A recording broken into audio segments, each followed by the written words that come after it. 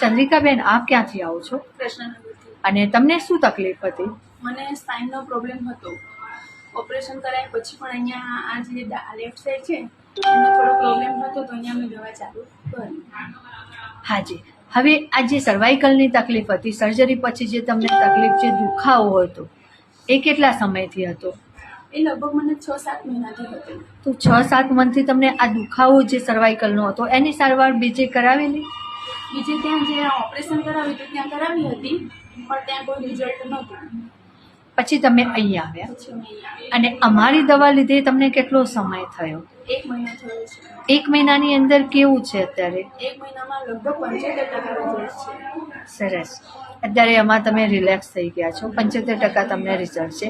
હવે જે આ સર્વાઇકલની તકલીફ, જે દુખાવો હતો, એના કારણે તમને શું તકલીફ પડતી? મને અહીંયા એકદમ છાતીમાં દુખાવો થાય, પછી આ એકદમ આ લેફ્ટ સાઈડ જે આ છે અહીંયા એકદમ આખો હાથ જ પકડાઈ જાય. હમ. અને એકદમ અશક્તિ જેવું લાગવા લાગે, બેસવું ના ગમે, બોલવું ના ગમે, દુખાવાના કારણે.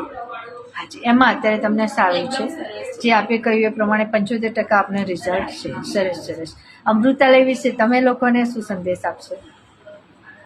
જે કોઈ પણ વ્યક્તિના પ્રોબ્લેમ હોય તો અહીંયા આવે અને અહીંયા એમની દવા કરાવે, 100% રિઝલ્ટ મળે છે. સરસ. તમારી સાથે કોણ આવે છે?